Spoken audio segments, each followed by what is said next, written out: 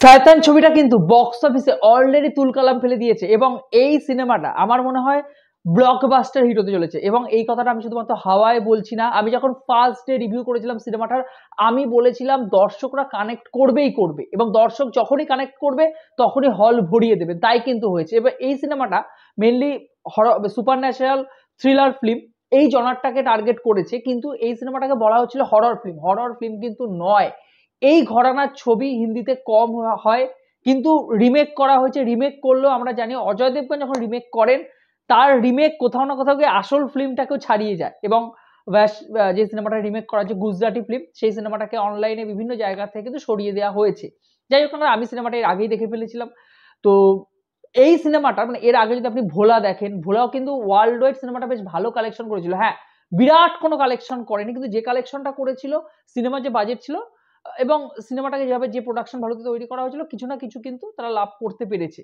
তার আগে দৃশ্যম 2, দৃশ্যম দর্শক মানে বিশালভাবে কানেক্ট করেছিল, ঠিক আছে? দৃশ্যম নিয়ে আলাদা করে কিছু বলাই নেই। ওই ফ্র্যাঞ্চাইজি তারা ৩ নম্বর সিনেমা আনবেন ভেবেছেন, কারণ ওই সিনেমাটার আলাদা একটা অডিয়েন্স রয়েছে। সেই অডিয়েন্সই অবভিয়াসলি শয়তান দেখতে যাচ্ছে। সেই অডিয়েন্সকে আমি রিভিউতে বলেছিলাম, সেই অডিয়েন্সকে কিন্তু টার্গেট করা হয়েছে, কারণ এখানে ফ্যামিলি পোর্শনটাকে গুরুত্ব দেওয়া হয়েছে, যাতে ফ্যামিলি অডিয়েন্স গিয়ে ওই সিনেমাটার সাথে কানেক্ট করে এবং করছে। অবভিয়াসলি এই সিনেমাটার সাথে গিয়ে কানেক্ট করতে পারছে তারা। এবারে এই সিনেমাটার প্রথম দিন বক্স অফিস কালেকশন ছিল মোটামুটি 14,75,00,000 টাকা। Second day box office collection ছিল 18,75,00,000 টাকা এবং থার্ড ডে মানে গতকাল রবিবার দিন সিনেমাটার বক্স অফিস কালেকশন হয়েছে 20 কোটি টাকা, 20 কোটি সামথিং, 20 কোটি মেবি 21 কোটি টাকার কাছাকাছি সিনেমাটার কালেকশন হয়েছে। তো টোটাল কিন্তু সিনেমাটার কালেকশন অলরেডি 55 কোটি টাকার কাছাকাছি, যেটা কিন্তু একটা বড় ফিগার, বড় নাম্বার। মানে আমাদের এখানে যেরকম ধরনের হরর ফিল্ম তৈরি হয়, সেই হরর ঘরানার যে ফিল্মগুলো সেগুলো কিন্তু দর্শকরা ভালো করে নেন, ভালোভাবে নেন না। কিন্তু এই সিনেমাটার সাথে শুধুমাত্র দর্শক যে কানেক্ট করেছেন তা না, দর্শকদের মুখে কিন্তু পজিটিভ রিভিউ, ঠিক আছে? এবং দর্শক হল থেকে বেরিয়ে আসার পরে তাদের যে মানে এক্সাইটমেন্ট আমি দেখতে পেয়েছি বিভিন্ন ভিডিওতে, দর্শকরা কিন্তু বারবার করে বলছেন যে এই সিনেমাটা হলে গিয়ে দেখার মতো একটা সিনেমা। আপনাদেরকে বলছি, আপনারা যারা সিনেমাটা এখনো দেখেননি, দেখবেন ভাবছেন, আপনারা পিভিআর, আইনক্স এইসব জায়গাতেই সিনেমাটা দেখে আসুন, তাহলে যে ফিলটা, এখানে বিজিএমটাই তো মেইন, ব্যাকগ্রাউন্ড মিউজিকের যে কাজ আর কি, সেটা কিন্তু আপনারা উপভোগ করতে পারবেন। সব স্ক্রিনে কিন্তু সিনেমাটা ভালো লাগবে না এবং এটা ওটিটিতে দেখার মতো সিনেমা নয়, এটা হলে এক্সপিরিয়েন্স করার মতো সিনেমা, যেরকম জওয়ান ছিল। সেই মানে এক্সপিরিয়েন্স যদি না করতে পারেন, তাহলে সিনেমাটার আসল মজাটাই কিন্তু ওখানে লুকিয়ে রয়েছে। এবারে এই সিনেমাটা নিয়ে আমি আলাদা করে এটা বলতে চাই যে দেখুন, বলিউডে এই ঘরানার সিনেমা হয় না। ভালো রিমেক করেছে, অবভিয়াসলি ভালো রিমেক করেছেন পরিচালক এবং প্রোডাকশন ভ্যালু ভালো। অজয় দেবগনের production house, Jio studios, Panorama studios, তারা খুব সুন্দর কাজ করে, প্রোডাকশন ভালো, খুব ভালো সিনেমাটার। কিন্তু সিনেমাটা যে খুব বড় বাজেটের সিনেমা তা কিন্তু নয়। অফিসিয়ালি এখনো পর্যন্ত কোনো কিছু বলা হয়নি, তবে 60 থেকে 65 কোটি টাকার সিনেমা, বাজেটের সিনেমা। এর থেকে বেশি বাজেটের সিনেমাই আমরা দেখতে পাই বলিউডে। তো সেই সিনেমাটার মোটামুটি আগামী সপ্তাহের মধ্যে কিন্তু সিনেমাটার যে বক্স অফিস কালেকশন দাঁড়াবে, এটাকে অনেকটাই ছাড়িয়ে যাবে।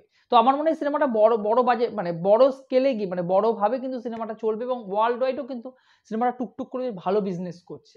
কিন্তু সব থেকে বড় বিষয় যে আমাদের বাংলায় কি ভালো ভূতের গল্প বা এই ঘরানার সিনেমা কি হতে পারে না? অবশ্যই হতে পারে। রিসেন্টলি আমরা পরমব্রতর হইচইতে পর্ণশবরী সাপ দেখেছি, খুব ভালো একটা গল্প। যদি গল্পটাকে আপনারা আলাদা করে পড়েন, তাহলে বুঝতে পারবেন কত শক্ত একটা, স্ট্রং একটা গল্প, ঠিক আছে? সেই গল্পটাকে একদমই ঝুলিয়ে দিয়েছেন, পুরোপুরি ঝুলিয়ে দিয়েছেন। কারণ এখানে আপনারা বলবেন সেরকম বাজেট নেই, বাজেট অবভিয়াসলি রয়েছে, কম বাজেটের মধ্যেও কিন্তু ভালো কাজ করা যায়। কিন্তু পুরো বিষয়টাকে একঘেয়ে করে দেওয়ার ফলে, পুরো বিষয়টার মধ্যে কাটাছেঁড়া করার পরে পরিচালক গল্পটাকে যেভাবে দাঁড় করিয়েছেন সিরিজের মধ্যে, সেটা দেখার পর কোনো দিক থেকেই আপনার ভয় লাগবে না।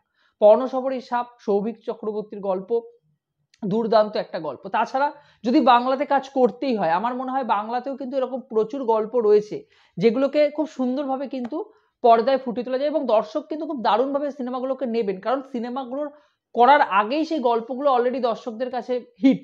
যেরকম অভীক সরকারের ভোগ, তার শোধ, এই যে গল্পগুলো, এবং ইনকুইজিশন বইয়ের যে 4টে গল্প ছিল, ভোগ, শোক এবং ইনকুইজিশন, এই গল্পগুলো কিন্তু দর্শকরা অলরেডি পড়ে ফেলেছেন। আচ্ছা, সৌভিক চক্রবর্তীর যে গল্পগুলো, তিনি যে ধরনের গল্প লেখেন আর কি, সেই গল্পগুলোর সাথে দর্শক কানেক্ট করতে পারবে। এছাড়া বৈশালী দাশগুপ্ত নন্দী, তার হরর জনারের উপর বেশ ভালো ভালো কিছু কাজ রয়েছে। সায়ক আমান, তার এই জনারের উপর খুব ভালো দক্ষতায় তিনি গল্প লেখেন। মিডনাইট হরর স্টেশন বলে তার একটা চ্যানেল রয়েছে, সেখানে তিনি গল্প দেন। তার সানডে সাসপেন্সে প্রচুর কাজ শুনেছি, এবং দর্শক কিন্তু এই যে এদের যে গল্পের সাথে কিন্তু অলরেডি কানেক্ট রয়েছেন। তো এই গল্পগুলোকে যদি পর্দায় ভালো করে ফুটিয়ে তোলা যায়, তাহলে কিন্তু আমার মনে হয় দর্শক দারুণভাবে সিনেমাগুলোর সাথে কানেক্ট করবে। এবং পর্ণসপুরী সাপ এই সিনেমাটা বেরোনোর আগেই কিন্তু দর্শকরা সিনেমাটা নিয়ে এক্সাইটেড ছিলেন, কারণ এই গল্পটা দর্শকদের আগে পড়া ছিল। তাছাড়া বাংলার সব থেকে বড় যে ফ্র্যাঞ্চাইজি আর কি ভ্যালু রয়েছে তার, সেটা হলো তারানাথ তান্ত্রিক। তারানাথ তান্ত্রিকের গল্পগুলো নিয়েও কিন্তু ভালো কাজ করা যায়। হইচইতে মেবি একটা কাজ করা হয়েছিল, একটা সিরিজ আমার খেয়াল নেই, এত জঘন্য হয়েছিল, এত জঘন্য হয়েছিল। গান্ডু সিনেমার যে পরিচালক তিনি কাজটা করেছিলেন, আমার ঠিক খেয়াল নেই, যাই হোক না কেন। তো সেই সিরিজটা দেখুন, এত জঘন্য একটা কাজ হয়েছিল। তো বাংলায় ভালো কিন্তু সাহিত্য রয়েছে, সেগুলোকে তারপর রিমেক করতে হবে না বাংলাতে, কিন্তু আমার মনে হয় সেগুলোকে নিয়ে যদি করেন পরিচালকরা, এক্সপেরিমেন্ট করেন ভালোভাবে, যদি সেগুলোকে করা হয় কাজগুলোকে, তাহলে কিন্তু দর্শক এখানে হলে ভরাবে। কারণ এই অডিয়েন্স কিন্তু রয়েছে, এই ঘরানার অডিয়েন্স কিন্তু রয়েছে। এছাড়া যদি আপনারা বলেন হিমাদ্রি কিশোর দাশগুপ্ত, অনিশ দেব, সৈকত মুখোপাধ্যায়, প্রচুর। আপনারা যদি এর আগে তারাশঙ্কর বন্দ্যোপাধ্যায়, ষষ্ঠীপত বাবু, বাংলায় হরর জনার বা অলৌকিক ঘটনার উপর, বা সৈয়দ মুস্তাফা সিরাজ, আমি কত নাম বলবো। বাংলা সাহিত্য নিয়ে যেহেতু আমার পড়াশোনা, আমি জানি যে বাংলায় অলৌকিক গল্পের কিন্তু সম্ভার রয়েছে।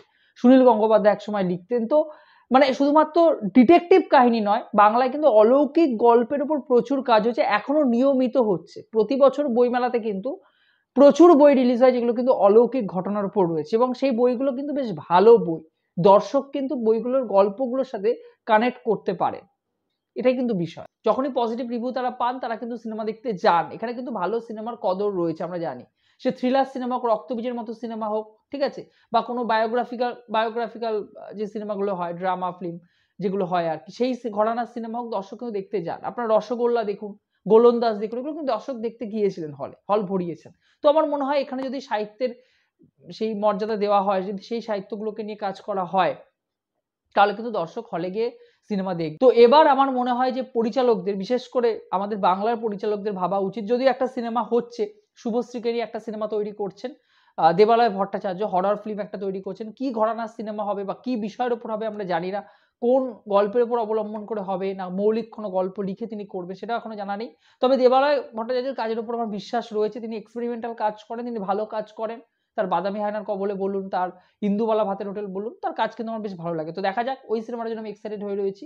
কিন্তু আমার মনে হয় হরর জনার বা সুপার ন্যাচারাল এই যে ক্যারেক্টারগুলো তারানাথ তান্ত্রিকের মতো ক্যারেক্টার, বা সৌভিক চক্রবর্তী সৃষ্টি করে যে ক্যারেক্টারগুলো, বা অভিক সরকার যে ক্যারেক্টারটা সৃষ্টি করেছেন আর কি, ঠিক আছে, ওই ক্যারেক্টারগুলোর ওপর আমাদের সিনেমা করা উচিত। তাহলে কিন্তু একটা হিউজ পরিমাণ যে দর্শক রয়েছে, তাদের যে দর্শক রয়েছে, তারা কিন্তু হলে যাবেন সিনেমাটা দেখতে। নতুন অডিয়েন্স তারা কিন্তু পাবেন, হলের নতুন অডিয়েন্স কিন্তু তারা পাবেন। একটা ফ্র্যাঞ্চাইজি ভ্যালু কিন্তু গড়ে উঠবে। শুধুমাত্র ডিটেকটিভ ঘরানার যে সিনেমা আমরা দেখি, সেই সিনেমা তৈরি না করে এই ঘরানাতেও কিন্তু কোনো না কোনো একটা আলাদা একটা জনার কিন্তু তৈরি করা উচিত, আর ফ্র্যাঞ্চাইজি ভ্যালু কিন্তু তৈরি করা উচিত। দেখা যাক কি হয়। আপনারা জানাবেন আপনাদের কি মতামত, এবং শয়তান সিনেমাটা যদি আপনারা দেখে থাকেন, আপনাদের কেমন লেগেছে অবশ্যই আমার কমেন্ট বক্সে জানিয়ে যাবেন। ভিডিওটি ভালো লেগে থাকলে চ্যানেলটি যোগ দিয়ে থাকলে চ্যানেলটাকে অবশ্যই সাবস্ক্রাইব করে দেবেন বন্ধুরা। জয় হিন্দ।